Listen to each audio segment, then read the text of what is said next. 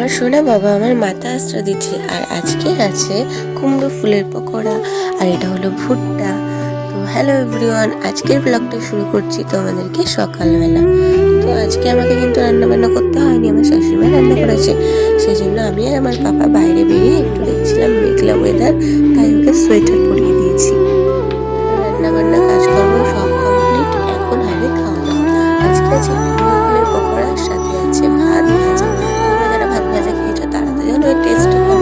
তো সকালবেলা আমি এটাই খেয়ে নিলাম। এবার স্নান টান করে আমার পাপাকে ঘুম পাড়িয়ে দিয়েছি, এবার আমি স্নান করে নেব। তারপর আবার দেখা হচ্ছে দুপুরবেলা। তো দুপুরবেলার খাওয়া দাওয়া দেখো আজকে কি আছে, উচ্ছে ভাজা, শাক। সেই শাকটা তোমাদেরকে দেখালাম আগের দিন, শুশুনির শাক, উচ্ছে আলু তরকারি, আর আছে ডাল। ডালটা এরকম কালার লাগছে কেন জানি না, আমি যতটা চাইছি যে অন্যভাবে দেখি ঠিকঠাক লাগে নাকি, সে এরকমই লাগছে, কিন্তু সামনে এরকম লাগছে না, দেখতে ফোনে এরকম লাগছে। তারপর এখানে আমার পাপা উঠে পড়েছে, আমার পাপা আমার মাথা আঁচড়া দিচ্ছে।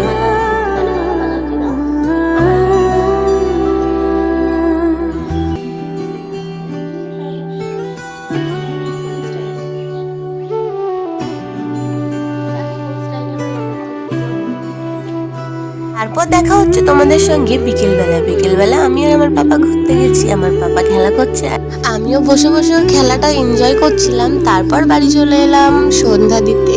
সন্ধ্যা দেওয়ার পর আবার তোমাদের সঙ্গে দেখা হচ্ছে।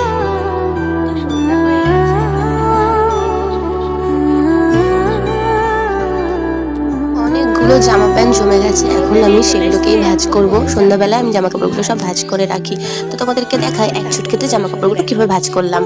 এই দেখো, এইভাবেই যদি সব কাজগুলো হয়ে যেত কতই না ভালো হতো বলো। তারপর রাত্রে রান্না টান্না করে এবার করব খাওয়া দাওয়া। আমাদের জন্য ভাত রান্না করেছি আর আমার শ্বশুরমার জন্য রুটি। চলো রান্না করতে করতে তোমাদের সঙ্গে একটা কথা শেয়ার করি। তোমাদের না অনেকে অনেক কথা বলবে, কিন্তু কারো কথায় কান না দিয়ে তোমার লক্ষ্যে তোমরা এগিয়ে যাও, তাহলে কিন্তু সফল হতে পারবে। যেরকম তোমার লক্ষ্যটাকে স্থির রাখতে হবে, আর অন্য কিছুই না। তারপর খাওয়া দাওয়া কমপ্লিট, আর এখন আমরা ঘুমাবো। তো চলে এসেছি আজকের ব্লগটা এই পর্যন্ত। যদি তোমাদের ভালো লাগে লাইক কমেন্ট শেয়ার করো, আর এভাবে পাশে থেকো, নতুন নতুন কিছু জিনিস তোমাদেরকে উপহার দেবো। বাই বাই সবাইকে, গুড নাইট।